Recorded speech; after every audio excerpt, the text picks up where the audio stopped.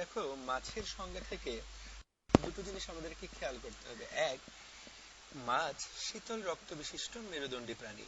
আমরা যখন প্রথম অধ্যায়টা পড়েছিলাম তখন আমরা দেখেছিলাম যে মাছের দেহ হচ্ছে এন্ডোথার্মিক এবং তাদের রক্ত শীতল, অর্থাৎ বাইরের পরিবেশের সাথে তাপমাত্রার সাথে তাদের দেহের তাপমাত্রা ওঠানামা করে এবং সকল মাছ তাদের শ্বাসকার্য চালায় ফুলকার সাহায্যে।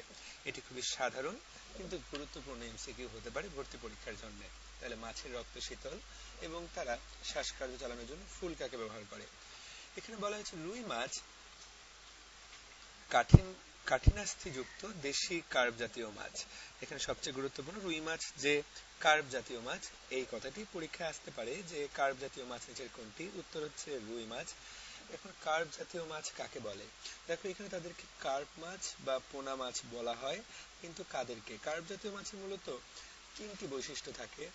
একটি হচ্ছে যে এরা মিঠা পানিতে বাস করে। কার্ব জাতীয় মাছগুলো বাস করে মিঠা পানিতে এবং তাদের মাথা থাকে আইসহীন। তাদের মাথার মধ্যে কোনো রকম কোনো আইস থাকবে না এবং তাদের কোনো রকম অতিরিক্ত শ্বসন অঙ্গ থাকবে না। এই তিনটি পয়েন্ট যাদের থাকবে তাদেরকে মূলত কার্ব জাতীয় মাছ বলা হয়। মিঠা পানিতে বাস করবে, মাথা হবে আইসহীন এবং তাদের কোনো অতিরিক্ত শ্বসন অঙ্গ থাকবে না। এবং আমাদের দেশে এরকম বেশ কিছু কার্ব জাতীয় মাছ আছে। যেমন আমরা যে অধ্যায়টি পড়বো সেটি হচ্ছে রুই, যার বৈজ্ঞানিক নাম ল্যাবিওরোহিটা; কাতলা, যার বৈজ্ঞানিক নাম ক্যাটলা ক্যাটলা; মৃগেল, মৃগালা, বৈজ্ঞানিক নাম মৃগালা লেখাই আছে; সিরহিনাস মৃগালা; কালবাউস এবং বাটা। রুই, কাতলা, মৃগেল, কালবাউস এবং বাটা এগুলো হচ্ছে কার্ব জাতীয় মাছ। ভর্তি পরীক্ষার জন্য এই উদাহরণগুলো জানাটা খুবই দরকার। এবার রুই মাছের স্বভাব। রুই মাছের স্বভাবের মধ্যে সবচেয়ে গুরুত্বপূর্ণ যে কথাটা সেটা হচ্ছে রুই মাছ, খেয়াল করো, রুই মাছ প্রধানত শাকাশী। তারা মূলত তৃণভোজী, তারা মূলত শাকজাতীয় খাদ্য গ্রহণ করে, মাংসাশী নয়। তবে যখন রুই মাছ জীবনের প্রাথমিক পর্যায়ে থাকে তখন তাদের পছন্দের আহার হচ্ছে প্ল্যাঙ্কটন জাতীয় জীব। প্ল্যাঙ্কটন বলতে অতি ক্ষুদ্র জীব যেন হয়। এটা হতে পারে প্রাণী প্ল্যাঙ্কটন, হতে পারে উদ্ভিদ প্ল্যাঙ্কটন। তাহলে এটি গুরুত্বপূর্ণ যে রুই মাছের পছন্দের আহার যখন তারা একদম জীবনের প্রাথমিক পর্যায়ে থাকে তখন তা প্ল্যাঙ্কটন জাতীয় জীব। পরবর্তীতে তারা প্রধানত শাকাশী। এখানে অনেকগুলো কথা বলা আছে যেগুলো ভর্তি পরীক্ষার জন্য আসলে অতটা দরকার নেই। আমরা যে লাইনটা বলবো, রুই মাছ 14°C তাপমাত্রার নিচে বাঁচতে পারে না। তার মানে উষ্ণ মিঠা পানিতে এই মাছগুলোর বসবাস। আমরা এখন রুই মাছের শ্রেণীবিন্যাসগত অবস্থান দেখব। প্রথমেই পড়বো আমরা জানি রুই মাছের মেরুদণ্ড আছে, আর মেরুদণ্ডী প্রাণীগুলো সবাই কর্ডাটা পর্বে এবং মেরুদণ্ডী প্রাণীগুলো সবাই কর্ডাটা পর্বে, ভার্টিব্রাট উপপর্বে। এখন আমরা কিন্তু ভার্টিব্রাট উপপর্বকে পরবর্তীতে বেশ কিছু শ্রেণীতে ভাগ করেছিলাম, যার মধ্যে একটা ছিল কনভ্রিকথিস, একটা ছিল অস্টিকথিস।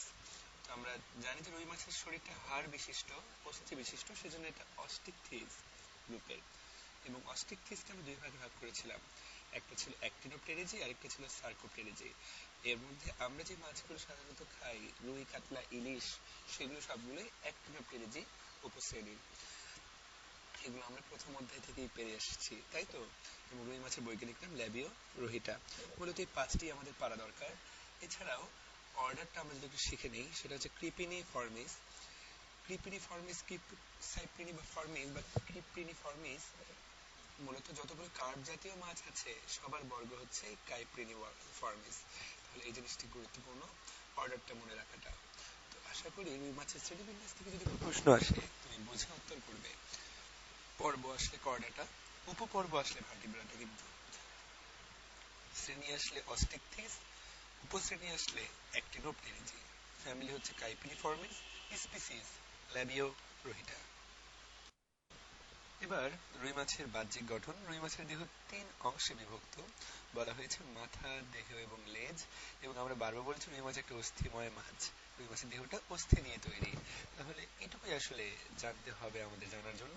রুই মাছের দেহটাকে আমরা তিন ভাগে ভাগ করি, আর দেহের ভিতরে কি থাকে, অস্থি নাকি তরুণাস্থি? উত্তরটা হবে অস্থি। এবার প্রত্যেকটি অংশের আলাদা আলাদা বর্ণনা দেওয়া আছে এখানে। মাথা, তবে আমি যেটা মনে করি সেটি হচ্ছে যে এইগুলো ভর্তি পরীক্ষায় কখনোই আসে না এই বর্ণনাগুলো। এখান থেকে পড়ে সময় নষ্ট করার আমাদের আসলে কোনো দরকার নেই। যে দুটি লাইন পড়তে হবে, এক, রুই মাছের চোখে পাতা থাকে না। আমাদের যেমন চোখে পাতা থাকে তেমনি রুই মাছের চোখে কিন্তু পাতা থাকে না, কিন্তু কর্নিয়াটা একটা স্বচ্ছ ত্বকীয় আবরণ দিয়ে আবৃত থাকে। এই জিনিসটা আমাদেরকে জানতে হবে যে রুই মাছের চোখে পাতা থাকে না, কিন্তু কর্নিয়ায় একটা স্বচ্ছ আবরণ থাকে। আর যেটা জানতে হবে সেটা হচ্ছে মাথার পেছনের দিকে ফুলকার প্রকোষ্ঠকে ঢেকে দুটা বেশ বড় ও পাতলা কানকো থাকে। কানকোর ইংলিশ হচ্ছে অপারকুলাম, ইংলিশটাও জানতে হবে। জানতে হবে যে কানকো থাকে কয়টা। উত্তর হচ্ছে কানকো থাকে দুটি। প্রশ্ন আসতো রুই মাছের অপারকুলাম কয়টা, উত্তর হবে রুই মাছের অপারকুলাম দুটা। এবং কানকোর নিচের কিনারায় একটি করে পাতলা ব্রাঙ্কিও স্টেগাল পর্দা লাগানো থাকে। নামটা একটু কঠিন, তো এই নামটা পরীক্ষার জন্য গুরুত্বপূর্ণ। যে ব্রাঙ্কিও স্টেগাল পর্দা এটি কোথায় পাওয়া যায়, উত্তর হচ্ছে রুই মাছ, এবং উত্তর হচ্ছে দুই কানকোর দুই পাশে নিচে। তার মানে ব্রাঙ্কিও স্টেগাল পর্দার সংখ্যাও দুইটি। এবার রুই মাছের দেহ সম্পর্কে বলা হয়েছে। দেহের মধ্যে আমরা দুইটি তথ্য পড়ব। প্রথম যে তথ্যটি সেটি হচ্ছে, আমরা জানি রুই মাছ আমরা দেখেছি, আশা করা যায় আমরা একটা রুই মাছ আঁকার চেষ্টা করলাম।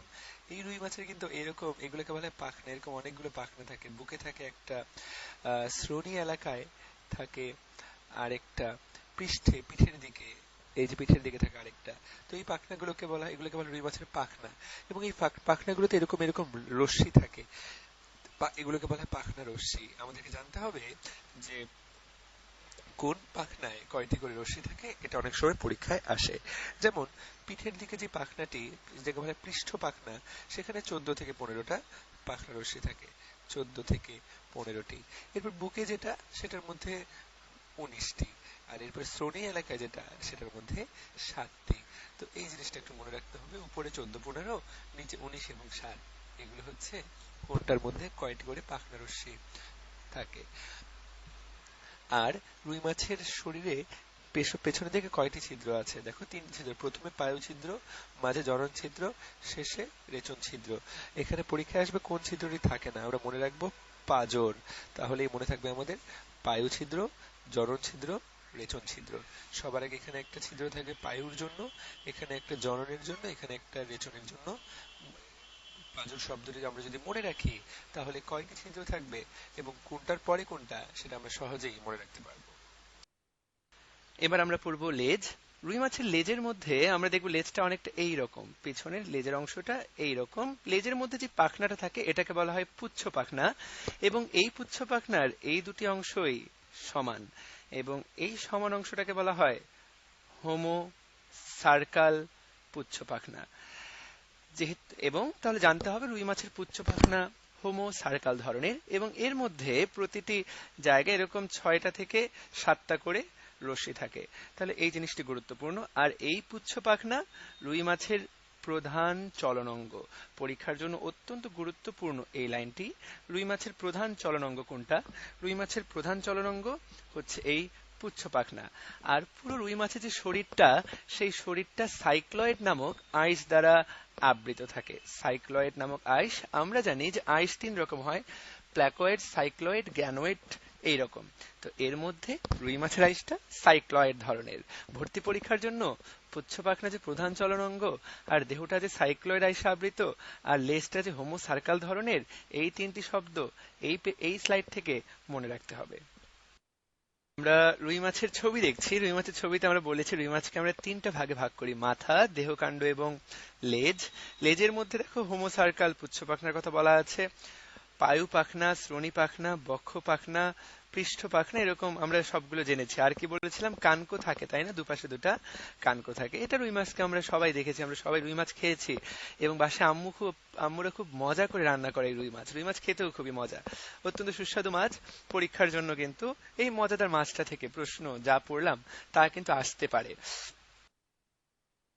আইস, আইস সম্পর্কে আমরা বলেছি যে রুই মাছের আইস অনেকটা সাইক্লয়েড ধরনের হয়, এবং সাইক্লয়েড ধরনের আইসের মধ্যে এখানে অনেকগুলো বৈশিষ্ট্য দেওয়া আছে যেগুলো ভর্তি পরীক্ষার জন্য আসলে দরকার নাই, শুধু জানতে হবে রুই মাছের আইস সাইক্লয়েড ধরনের। আর রুই মাছের দেখো কিছু আইসের মধ্যে কিছু উঁচু আল থাকে। এই আইসের মধ্যে উঁচু আলগুলোকে বলা হয় সার্কুলাস বা সার্কুলি। এগুলোর সাহায্যে বাৎসরিক বৃদ্ধি ও বিভিন্ন ঋতুতে বৃদ্ধি সম্পর্কে প্রকৃত ধারণা পাওয়া যায়। সাধারণত বসন্তকালে এবং গ্রীষ্মে আইসের বৃদ্ধি বেশি হয়। এই তথ্য তিনটি ভর্তি পরীক্ষার জন্য আমাদের আসলে জানতে হবে, যে কোনটির মাধ্যমে রুই মাছের বাৎসরিক বৃদ্ধি এবং বিভিন্ন ঋতুতে বৃদ্ধি সম্পর্কে প্রকৃত ধারণা পাওয়া যায়। উত্তরটি হচ্ছে আইস থেকে। আমরা দেখতে পাচ্ছি এখানে সার্কুলির ছবি দেওয়া আছে এবং এই সার্কুলির কেন্দ্রগুলোতে থাকে হচ্ছে ফোকাস। এই সার্কুলি দেখে আমরা মাছের বৃদ্ধি এবং বিভিন্ন ঋতুতে পরিবর্তন সম্পর্কে ধারণা পেতে পারি, এবং আমরা বারবার করে বলছি কিন্তু রুই মাছের আইস সাইক্লয়েড ধরনের, এটা কিন্তু বারবার করে আমাদেরকে জানতে হবে। আমরা বলছি যে রুই মাছের পাখনা, দেখো এখানে সব যেই তথ্যটা জানতে হবে, রুই মাছে 5 ধরনের পাখনা থাকে। আমরা যখন রুই মাছের দেহ গঠন পড়েছি তখন রুই মাছের পাখনাগুলো সম্পর্কেও জেনেছি। পৃষ্ঠ পাখনা থাকে, বক্ষ পাখনা থাকে, শ্রোণী পাখনা থাকে, পায়ু পাখনা থাকে, পুচ্ছ পাখনা থাকে। পৃষ্ঠ, বক্ষ, শ্রোণী, পায়ু, পুচ্ছ। তো আমরা পিঠের উপরে দেখেছি, বুকের মধ্যে দেখেছি, বুকের ঠিক পেছনে কোমরের কাছে দেখেছি, কোমরের পেছনে পায়ুতে দেখেছি, আর লেজের ওখানে দেখেছি। একটা রুই মাছের ছবি তুমি যদি চিন্তা করো তাহলে কিন্তু নামগুলো মনে রাখা খুব বেশি কঠিন না। পরীক্ষায় আসবে যে কোন ধরনের পাখনা রুই মাছে থাকে না, এই 5টি নামের বাইরে অন্য কোন নাম সেখানে দেওয়া হতে পারে। এবার আমরা আলোচনা করব এটি ভর্তি পরীক্ষার জন্য একটি খুবই গুরুত্বপূর্ণ টপিক, রুই মাছের রক্ত সংবহন তন্ত্র। আমরা রুই মাছের রক্ত সংবহন তন্ত্রের মধ্যে প্রথমে যে কথাটি জানবো, রুই মাছের রক্ত কিন্তু লাল, এবং রুই মাছে রক্তের মধ্যে রক্তরস এবং রক্তকণিকা থাকে। আমাদের যেমন রক্তকণিকা 3 রকমের, রুই মাছের রক্তকণিকা কিন্তু 2 রকমের। একটা নাম লোহিত রক্তকণিকা আর একটা নাম শ্বেত রক্তকণিকা। খেয়াল করতে হবে রুই মাছের অনুচক্রিকা কিন্তু নাই। আর আমাদের সাথে রুই মাছের রক্তকণিকার পার্থক্য হচ্ছে লোহিত রক্তকণিকাগুলো ওদের প্রায় ডিম্বাকার এবং নিউক্লিয়াস যুক্ত। খেয়াল করব আমাদের রক্তের কিন্তু লোহিত রক্তকণিকার নিউক্লিয়াস নেই। পৃথিবীর কোন স্তন্যপায়ী প্রাণীর লোহিত রক্তকণিকার মধ্যেই নিউক্লিয়াস নাই। রুই মাছ কিন্তু স্তন্যপায়ী প্রাণী না, রুই মাছের শ্রেণী হচ্ছে মৎস্য জাতীয়। এদের লোহিত রক্তকণিকার মধ্যে নিউক্লিয়াস আছে। আর রুই মাছের শ্বেত রক্তকণিকাগুলো দেখতে অ্যামিবার মতো। পরীক্ষায় প্রত্যেকটি তথ্য আসতে পারে, প্রত্যেকটি আমরা আলাদা করে মনে রাখবো। শ্বেত রক্তকণিকাগুলো দেখতে কিরকম, এগুলো দেখতে অ্যামিবার মতো। রুই মাছের হৃৎপিণ্ডের দেখো প্রথম যে কথাটা আমরা জানবো সেটা হচ্ছে আমরা আগে মিলগুলো খুঁজবো। আমাদের হৃৎপিণ্ডের সাথে রুই মাছের হৃৎপিণ্ডের কি মিল? একদম প্রথম মিলটা সেটা হচ্ছে আমাদের হৃৎপিণ্ড যেমন পেরিকার্ডিয়াম নামক আবরণ দিয়ে আবৃত, রুই মাছের হৃৎপিণ্ড পেরিকার্ডিয়াম নামক আবরণ দিয়ে আবৃত। আর রুই মাছের হৃৎপিণ্ডটা যেই গহ্বরটাতে থাকে সেটাকে বলে পেরিকার্ডিয়াল গহ্বর, হৃৎপিণ্ডের জন্য যে গহ্বর। এখন পার্থক্যগুলো জানবো। আমাদের হৃৎপিণ্ডে 4টা প্রকোষ্ঠ, রুই মাছের হৃৎপিণ্ডে 2টা প্রকোষ্ঠ। আমাদের 2টি অ্যাট্রিয়াম 2টি ভেন্ট্রিকল, রুই মাছের 1টি অ্যাট্রিয়াম 1টি ভেন্ট্রিকল। তবে আমাদের যেমন কোনো উপপ্রকোষ্ঠ নাই, রুই মাছের কিন্তু সাইনাস ভেনোসাস এসভি সংক্ষেপে সাইনাস ভেনোসাস নামে একটি উপপ্রকোষ্ঠ আছে। পরীক্ষা এটি আসবে যে রুই মাছের প্রকোষ্ঠটির নাম কি, উপপ্রকোষ্ঠটির নাম কি? উত্তর হচ্ছে সাইনাস ভেনোসাস। এখানে দেখো সাইনাস ভেনোসাসের বর্ণনা দেওয়া আছে। আমি যদি সংক্ষিপ্ত করে এখানে রুই মাছের হৃৎপিণ্ড আঁকি, দেখতে অনেকটা এইরকম। উপরের টুকুর নাম ভেন্ট্রিকল, নিচের টুকুর নাম অ্যাট্রিয়াম, এবং ঠিক এই অ্যাট্রিয়ামের নিচে এই জায়গায় থাকে ছোট্ট উপপ্রকোষ্ঠ, এটার নাম সাইনাস ভেনোসাস। এবং এই সাইনাস ভেনোসাসের মধ্যে পুরো শরীর থেকে শিরা রক্তগুলো আসে। এবং দেখো বলা হচ্ছে এ পথে শিরা থেকে কার্বন ডাই অক্সাইড সমৃদ্ধ রক্ত আসে এবং সেখান থেকে কোথায় প্রবেশ করে? অ্যাট্রিয়ামে প্রবেশ করে। তাহলে এটা জানলেই চলবে যে পরীক্ষায় আসবে যে কোন অ্যাট্রিয়ামে কোথা থেকে রক্ত প্রবেশ করে। উত্তর হচ্ছে সাইনাস ভেনোসাস থেকে। এরপরে অ্যাট্রিয়াম থেকে আমরা যেটা জানবো সেটা হচ্ছে যে অ্যাট্রিয়াম পাতলা প্রাচীর বিশিষ্ট, এবং সাইনাস ভেনোসাস থেকে এখানে কিন্তু রক্ত আসে। এবং এখান থেকে দেখো বলা হচ্ছে ভেন্ট্রিকল, এটা সর্বশেষ প্রকোষ্ঠ। অ্যাট্রিয়াম থেকে রক্ত কোথায় যায়? ভেন্ট্রিকলে যায়। ঠিক আছে, তো খেয়াল করো যে ভেন্ট্রিকলের পর রক্ত যায় আরেকটা জায়গায় যেটার নাম বালবাস আর্টারিওসাস। এখানে ছবি যেটা দেখা যাচ্ছে, আমরা অ্যাট্রিয়াম আঁকলাম, আমরা ভেন্ট্রিকল আঁকলাম, ভেন্ট্রিকলের পরেও আরেকটা জিনিস থাকে যেটার নাম বালবাস আর্টারিওসাস, BA বালবাস আর্টারিওসাস। মূলত এই বালবাস আর্টারিওসাস এইখান থেকে পরবর্তীতে আরেকটা রক্তনালী জন্ম নেয় যেটাকে বলে ভেন্ট্রাল অ্যাওর্টা। এটাকে বলা হয় বালবাস আর্টারিওস, এটাকে বলা হয় ভেন্ট্রাল অ্যাওর্টা। তাহলে প্রথমে রক্ত আসবে সাইনাস ভেনাসাসে, ওখান থেকে অ্যাট্রিয়ামে, ওখান থেকে ভেন্ট্রিকলে, ওখান থেকে বালবাস আর্টারিওসাস, ওখান থেকে রক্ত যাবে ভেন্ট্রাল অ্যাওর্টায়। তাহলে বালবাস আর্টারিওসাস পরীক্ষা যদি কখনো ছবি দেয়, নর্মালি মেডিকেল ভর্তি পরীক্ষা ছবি দেয় না, তো আমার এসে মনে করো এটা বললো যে এ অংশটি চিত্র চিহ্নিত, এই এ অংশটির নাম কি, তখন তুমি বলতে হবে যে এটির নাম বালবাস আর্টারিওসাস, ভেন্ট্রিকল থেকে রক্ত এই বালবাস আর্টারিওসাসে যায়। তবে মনে রাখতে হবে এটা কিন্তু হৃৎপিণ্ডের কোনো অংশ না, এটা ভেন্ট্রাল অ্যাওর্টার নিচের অংশটুকু ফুলে যে এইটা তৈরি করছে। তাহলে আমরা বললাম যে বালবাস আর্টারিওসাস এটা কিন্তু রুই মাছের হৃৎপিণ্ডের অংশ না, এটা ভেন্ট্রাল অ্যাওর্টার একটা স্ফীত অংশ, বা ভেন্ট্রাল অ্যাওর্টার যে গোড়াটা সেটা শুরু হওয়ার সময় একটু ফুলে যায়, এইটাকে বলা হয় বালবাস আর্টারিওসাস। এখানে হৃৎপিণ্ডের কপাটিকাগুলোর কথা বলা হয়েছে, এগুলো আসলে পড়ার কিছুই নাই। আমরা চিন্তা করে দেখি, এটা সাইনাস ভেনাসাস, এটা অ্যাট্রিয়াম, এটা ভেন্ট্রিকল, তাই তো? তাহলে কপাটিকাগুলো কার কার মধ্যে? সাইনো অ্যাট্রিয়াল কপাটিকা, সাইনাস ভেনাসাসের অ্যাট্রিয়ামের মধ্যে এখানে একটা কপাটিকা, অ্যাট্রিও ভেন্ট্রিকুলার কপাটিকা এখানে একটা, আর এখান থেকে বালবাস আর্টারিওসাস শুরু হয়, তাহলে ভেন্ট্রিকুলো বালবাস কপাটিকা। এটা আহামরি কোনো পড়া না, এটা আমরা এমনিই পড়তে পারবো। তাহলে কপাটিকা থাকে তিনটি কপাটিকা, দুইটি প্রকোষ্ঠ, একটি উপপ্রকোষ্ঠ, তিনটি কপাটিকা। আমরা যদি রুই মাছের এই রক্ত সংবহতন্ত্রটা একবার এই ছবি থেকে পড়ে ফেলি, তাহলে আলাদা করে আমাদেরকে আর বইয়ের ভিতরে যে পড়াগুলো সেগুলো কষ্ট নিয়ে বুঝতে হবে না। এই ছবিটা এতটা সুন্দর, এটা আমাদেরকে বুঝতে পারতে হবে। বুঝলে আমরা খুব সহজেই এখান থেকে আসা সকল প্রশ্নের উত্তর করতে পারবো। চলো খেয়াল করি, এটি হচ্ছে রুই মাছের হৃৎপিণ্ড, এটি হচ্ছে রুই মাছের সাইনাস ভেনাসাস প্রকোষ্ঠ ধরি আমরা, এটি অ্যাট্রিয়াম, এটি ভেন্ট্রিকল। এবং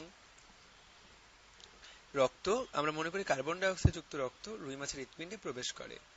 এই কার্বন ডাই অক্সাইড যুক্ত রক্ত রুই মাছের হৃৎপিণ্ড থেকে প্রথমে প্রবেশ করে ভেন্ট্রাল অ্যাওর্টাতে। ভেন্ট্রাল অ্যাওর্টা তাহলে কার্বন ডাই অক্সাইড যুক্ত রক্ত থেকে কোথায় নিয়ে যাবে বলতো? তারা নিয়ে যায় ফুলকাতে। এখন আমরা জানি যে রুই মাছের ফুলকা আছে 4 জোড়া, এখন প্রত্যেক জোড়া ফুলকায় নিয়ে যেতে হবে, তাই না?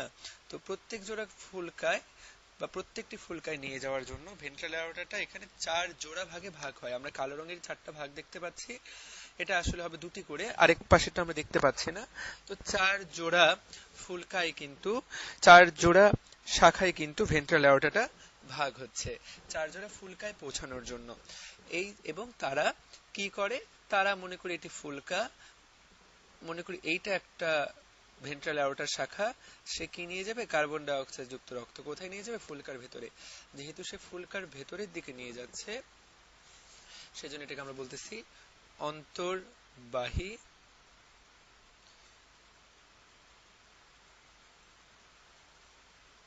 সেজন্য আমরা এটাকে বলতেছি অন্তর্বাহী ধমনী। কার্বন ডাই অক্সাইড যুক্ত রক্তকে সে ফুলকার ভেতরে নিয়ে যাচ্ছে। পরীক্ষায় আসবে তাহলে অন্তর্বাহী ব্রাঙ্কিয়াল ধমনী কয়টা? উত্তর হবে 4 জোড়া। ব্রাঙ্কিয়াল শব্দটা ফুলকার সাথে জড়িত। কোথাও যদি বলা হয় যে ব্রাঙ্কিয়াল বলতে কি বোঝায়, বলতে হবে ফুলকা বা ফুলকার সাথে জড়িত এমন কিছু বোঝানো হয়। আর এরপরে ফুলকার মাধ্যমে মাছ বাইরে থেকে অক্সিজেন গ্রহণ করে। ফুলকার মধ্যে সে অক্সিজেনটা ছিল, যখন কার্বন ডাই অক্সাইড প্রবেশ করে তখন অক্সিজেন থাকার আর জায়গা থাকে না, তখন সে অক্সিজেনটা আরেকটা রক্তনালীতে প্রবেশ করে। এই রক্তনালীতে আমরা ছবিতে সাদা কালারে দেখতে পাচ্ছি, এখানে একটা, এখানে একটা, এখানে একটা, এখানে একটা, ফলে এখানে অক্সিজেন প্রবেশ করে। যারা ফুলকা থেকে এই অক্সিজেনটাকে নিয়ে বের হয়ে যায়, যেহেতু এরা বের হয়ে যাচ্ছে, এই জন্য এদেরকে বলা হয় বহির্বাহী ধমনী।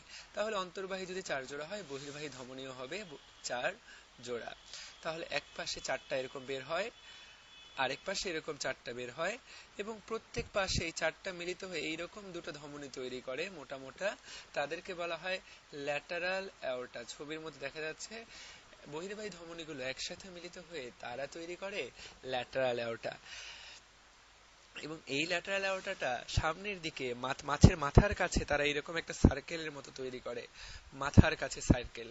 তো মাথাকে আমরা বলি সেফালিকাস, সার্কেলটাকে বলি সার্কিউলাস। মাথার দিকে সার্কেলকে বলা হয় সার্কিউলাস সেফালিকাস। আর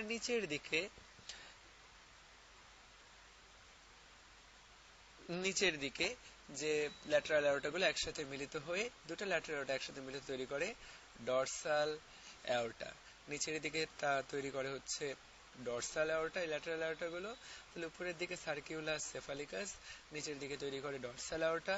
এবং এই ডরসাল অ্যাওর্টার মাধ্যমে পুরো রুই মাছের শরীরে অক্সিজেন যুক্ত রক্ত সরবরাহ ঘটে।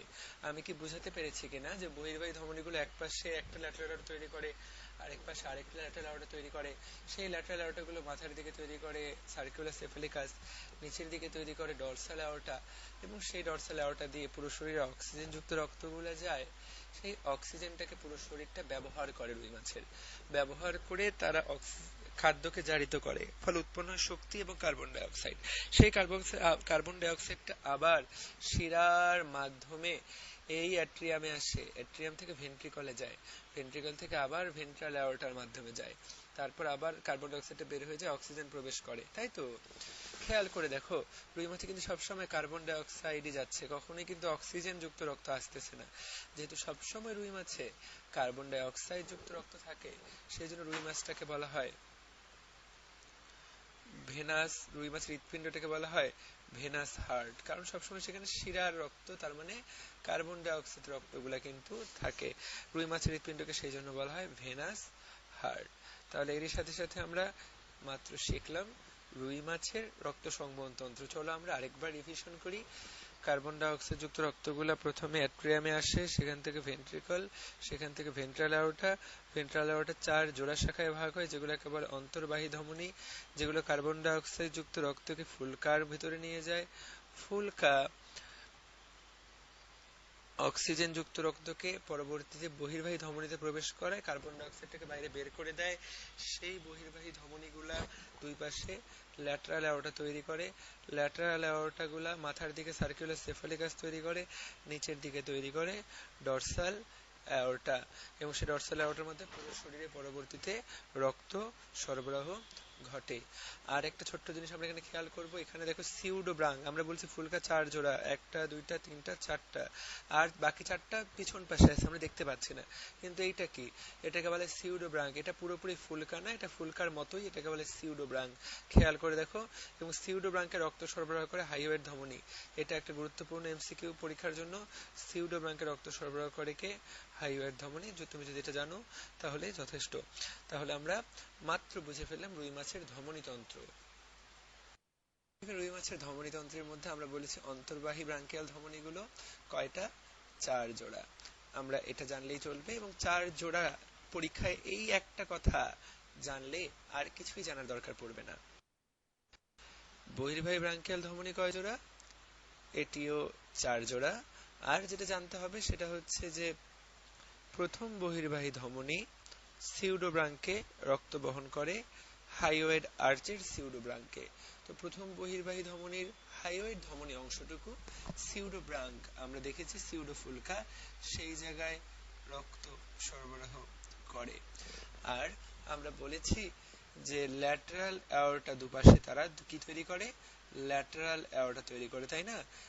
মনে রাখতে হবে এই ল্যাটারাল অ্যাওর্টা সামনের দিকে ক্যারোটিড ধমনী তৈরি করে, যেটা মাথার ভিতরে প্রবেশ করে। এই যে দুই পাশে ল্যাটারাল অ্যাওর্টা, দুই পাশে ল্যাটারাল অ্যাওর্টা, এই ল্যাটারাল অ্যাওর্টা গুলো সামনের দিকে এইরকম সার্কুলার সেফালিকাস তৈরি করে ক্যারোটিড ধমনী তৈরি করে, যেটা রুই মাছের মাথার মধ্যে, রুই মাছের মাথা যদি আমরা ধরি, যেগুলো চোখ, এই মাথার মধ্যে ক্যারোটিড ধমনী হিসাবে রক্ত সরবরাহ করে। আর দুই পাশের ল্যাটারাল অ্যাওর্টা ও ক্যারোটিড ধমনীগুলা গলবিলের এলাকায় যে ডিম্বাকার ধমনী বলয়টা তৈরি করে, সেটাকে বলা হয় সার্কিউলাস সেফালিকাস। আমরা বলেছি মাথার কাছে, এখানে বলেছে গলবিলে। তো গলবিল তো থাকেই মাথার মধ্যে, তাই না? তো সার্কিউলাস সেফালিকাস পরীক্ষায় আসবে। সার্কিউলাস সেফালিকাস তৈরি হয় কোথায়? গলবিলে। কে তৈরি করে? ল্যাটারাল অ্যাওর্টা গুলো। উপর থেকে ক্যারোটিড অ্যাওর্টা গুলো ওই জায়গায় একটা সার্কেল তৈরি করে, এটাকে বলে সার্কিউলাস সেফালিকাস। আর নিচের দিকে তৈরি করে ডরসাল অ্যাওর্টা। আমরা বলেছি পুরো শরীরে রক্ত সরবরাহ হয় এই ডরসাল অ্যাওর্টার মাধ্যমে। এখন ডরসাল অ্যাওর্টার বেশ কিছু শাখা আছে, সেই শাখাগুলি মূলত বিভিন্ন জায়গায় রক্ত সরবরাহ করে। আমরা শুধু শাখাগুলোর নাম জানবো এবং কোথায় রক্তটা দেয় সেই জিনিসটা জানবো। যেমন সাব ক্লেভিয়ান ধমনী, ক্লেভিয়ান মানে ক্লাভিকল, সাব মানে নিচে, ক্লাভিকলের নিচে। এখন ক্লাভিকলের নিচেই তো বুক, তার মানে বুকে বক্ষ পাখনায় কে রক্ত দিবে? সাবক্লেভিয়ান ধমনী। ক্লাভিকলের নিচে যেহেতু বুক থাকে তাহলে বুকে রক্ত অবশ্যই দিবে সাবক্লেভিয়ান ধমনী। সিলিয়াকো মেসেন্টারিক, এটা খুবই গুরুত্বপূর্ণ। এটা রুই মাছের একদম পৌষ্টিক নালী, পাকস্থলী, অন্ত্র, যকৃৎ, অগ্নাশয়, মলাশয় সব জায়গায় রক্ত দেয়। সিলিয়াকো মেসেন্টারিক ভর্তি পরীক্ষার জন্য ট্রিপল স্টার ইম্পর্টেন্ট এটা, সিলিয়াকো মেসেন্টারিক। এরপরে প্যারাইটাল ধমনী, এটা দেহ প্রাচীরে রক্ত সরবরাহ করে। আমরা মনে রাখবো পা দিয়ে প্যারাইটাল ধমনী, পা দিয়ে দেহ প্রাচীর। রেনাল ধমনী, রেনাল শব্দটার অর্থই বৃক্কীয়, সেটা বৃক্কে রক্ত পরিবহন করে।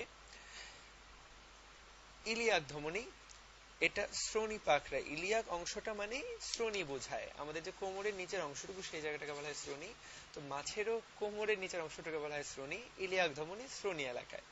আর কডাল শব্দের অর্থই লেজ, তাহলে এটা কোথায় রক্ত সরবরাহ করবে? লেজে, পুচ্ছে রক্ত সরবরাহ করবে।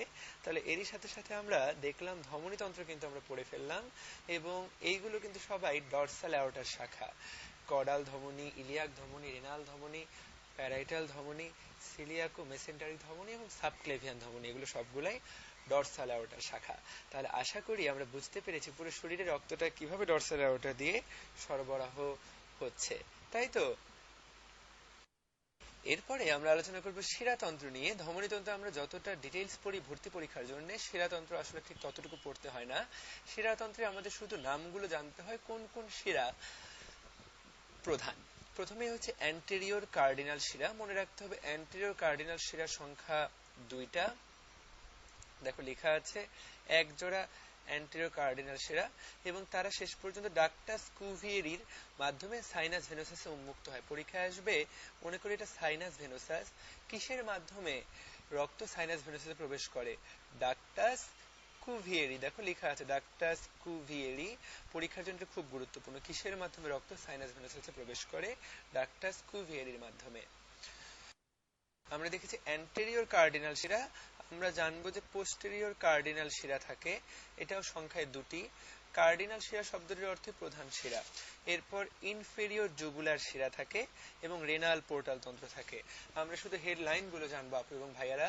তাহলে দুইটি অ্যান্টেরিয়র কার্ডিনাল শিরা, অ্যান্টেরিয়র কার্ডিনাল, 2টি পোস্টেরিয়র কার্ডিনাল, তারপর রেনাল পোর্টাল তন্ত্র আর ইনফেরিয়র জুগুলার শিরা। আমরা শুধু জানবো রুই মাছের প্রধান শিরাগুলোর নাম। ভর্তি পরীক্ষার জন্য নামগুলো জানলেই যথেষ্ট। আমরা এগুলো কোনোটাই পড়বো না ভর্তি পরীক্ষার জন্য, বই থেকেও পড়ার দরকার নেই। একটা নাম আছে হেপাটিক পোর্টাল তন্ত্র, হেপাটিক শিরা এবং সাবক্লেভিয়ান শিরা। আমরা শুধু নামগুলো জানবো যে রুই মাছের দেহে এই এই শিরাগুলো উপস্থিত। সংঘতন্ত্র পড়েছি আমরা, কিন্তু যখন রুই মাছের হৃৎপিণ্ড সম্পর্কে পড়ছিলাম তখনই আমরা পার্থক্যটা পড়ে ফেলছি। রুই মাছের হৃৎপিণ্ডে 2টা প্রকোষ্ঠ, মানুষের 4টা। রুই মাছের একটা অ্যাট্রিয়াম, একটা ভেন্ট্রিকল। মানুষের হৃৎপিণ্ডে 2টা অ্যাট্রিয়াম, 2টা ভেন্ট্রিকল। রুই মাছের সাইনাস ভেনোসাস আছে, মানুষের কি সাইনাস ভেনোসাস আছে?